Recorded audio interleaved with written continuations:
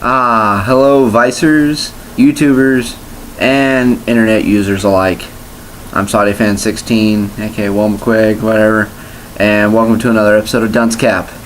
Been away for a little bit, but I'm here to get right back into it with a very exciting little title back from 1995. You know, so shooting it kind of old school for kind of people like me and everything like that, who kind of that newer generation of fans and whatnot. But don't worry, I think this one definitely is solidified as some sort of classic and everything. And so I'm here today with the 2-disc version, 2-disc DVD copy of Golden Boy. I bought it from my friend Test Freak 1987, and yeah, because he got this off Right Stuff and everything, and so I wanted to borrow it and actually do a video for you and everything. Now, this was put together by Shueisha and KSS. It's a 6-episode OVA, you know, based off of 10 volumes of a 10-volume manga that ran from 92 to 97. Written by Tatsuya Gawa. And I think it was published in Super Jump and everything. And I kind of guess there is possible word that there's going to be a sequel or something like that. I'm kind of iffy on that kind of news and everything like that. But otherwise, though, you know, just the 6-episode OVA is only based off of the first volume of the manga.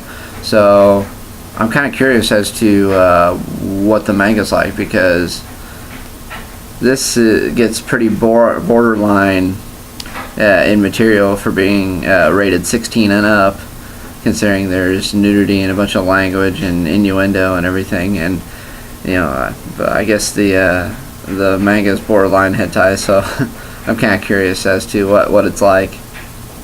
But anyways, on to you know, the topics and everything. First off, you know, the sub versus dub. I actually have not watched this in sub at all. I have no idea what it's like in any way, shape, or form. I've only seen this in dub, and I've probably seen this show at least 5 times since I've seen it. I mean, it's a really simple, you know, watch. You can sit down 6 episodes, you know, you dedicate like 2.5 hours or whatever, so it's a really easy watch and everything like that. So I have no idea, but the dub, I really like it. Back when it like was first done by ADV, back when ADV was you know, alive, you know, it got praised for its dub work, you know, kind of, and everything. And considering, you know, the series is 17 years old, oh no, not 17, 16 years old, you know, it's got some age to it and everything like that. And considering, I think it holds up pretty well for when it was made, and I think for when it was done, I think the dub work was pretty good. It's really goofy and kind of like a little off as far as, you know, how the animation lines up with the dub and everything. But like I say, you know, a lot of improvements have been made since this anime was done and everything. So yeah, I say, you know, dub. Let's see. Yeah, as far as the animation goes, like I say, you know, it was done in '95, so like, you know, the animation's pretty simple and everything like that. I mean, your typical style. If anything, like, it does have some pretty good, you know, like detail for some of it, for how they do, like, not so much like facial expressions and everything, but sometimes like kind of like their features, like their hair, or like just different parts of like the scenery or anything, or like the motorcycle in episode 5. You know, that was you know, pretty detailed and everything. So just different things here and there were you know, very well animated, I think, for this time, for the time it was animated. But otherwise, it's pretty standard for that time frame. You know, not a lot of detail and everything. And tell you what, though, as far as animation goes, you got the Gynax bounce. I think this show would give some bouncing, you know, for Gynax and run for its money. But yeah, you know, and so the story is, it's very simple. It's very episodic as well. It's each episode is basically its own story in this OVA, and it's just following. It's Kentaro Oe. He's a freeder, and I did make the page on Anime Advice for freeder. It's got nothing to it, but I just put the general definition. And freeder is basically like a freelancer or anything. It's just someone who is jobless, but just kind of goes around doing odd jobs here and there. Yeah, just kind of like to sort of do whatever and everything. But the story is about Kentaro. He's just traveling Japan on his trusty bike, the Mikazuki 5. Just traveling Japan, just learning all that he can with his handy dandy notebook. Making notes, just wanting to learn all that he can about different jobs, different people, just how things work. Because he was a law student at Tokyo U, had all the credits done right before graduation, ups and leaves. He didn't even graduate because he didn't care, because he did all the stuff that he needed to graduate, but he didn't want the degree. He's a student of life, and I think that's in a way something to be admired, and so it's pretty cool, despite his drastic pervertedness. But anyways. Characters, yeah.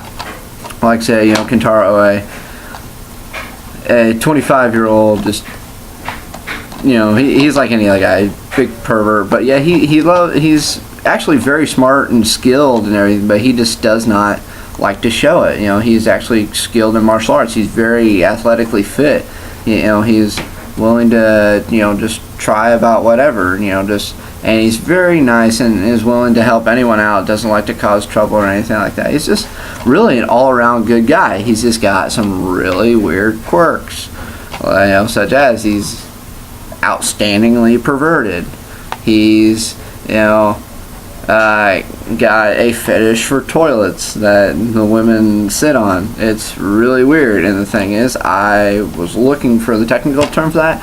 I cannot find it. The only thing, anything that points to that is talking about urolagnia, which is obviously, pointing to, being pissed on, but it's kind of pointed to, in this, but it's more so just he has more of a strange fetish for toilets. It's really kind of strange.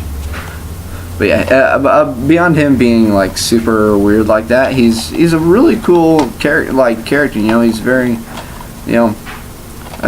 quite simple but developed. Everything. So it's really nice. And then there's a love interest in each episode and everything in episodes 1 through 5, and there is another one in episode 6, but episode 6 is like a culmination. It's like another separate story, but it brings together all the girls from the first 5 episodes in episode 6 and everything. So it's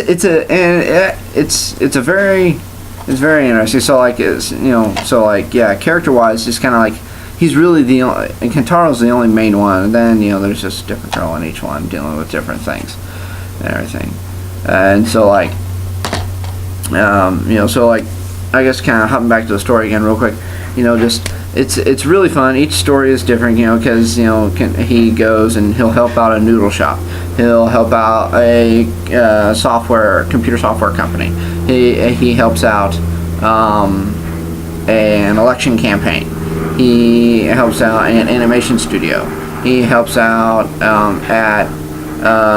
by being a swim instructor, and he also helps out by helping like being a servant at like a shrine house mansion sort of thing, or a old school. So he does, each episode covers him doing different stuff, and everything, and he meets different women along the way and everything. And so it's really, and it's really funny too. It's everything's like sexually oriented as far as the jokes go, but it's just really funny with how just everything gets done. It's old, it's that older comedy, so it's really blatant and just goofy and everything. So it's a really easy, fun, good time, just to sit down, have a laugh, and just enjoy yourself. Obviously, more so if you're a guy, you'd like this. I mean, if you're a girl, you're just like, God, who the fuck did this? So yeah, definitely a guy thing and everything.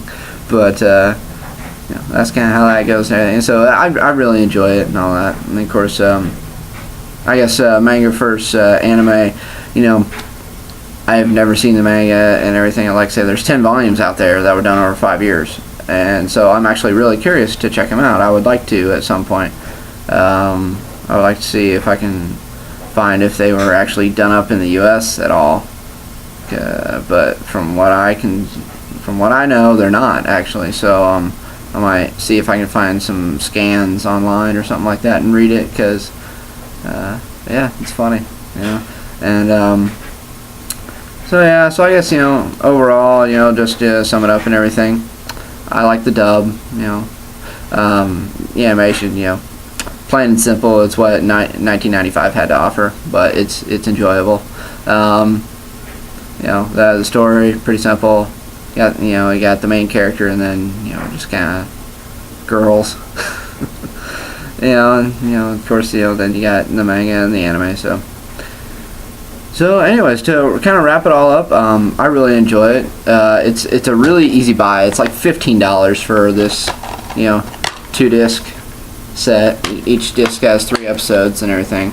But just be careful though, or whatever. Yeah, if you know, for some reason, like, your kid wants it or anything, because while it says 16 and up right here, yeah, it's more like TVMA, because there's not a whole lot of language, just a lot of innuendo and some nudity and stuff. So just, you know, kind of be wary of that and everything. So you know, other than that, I'd say, like, for what the story is and everything, I'd have to give it a 4 out of 5, just because I find it hilarious.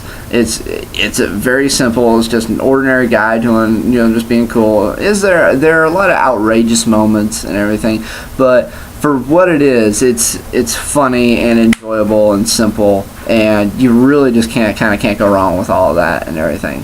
So that's what I got for you today for this episode of Dunce Cap, you know, with Golden Boy.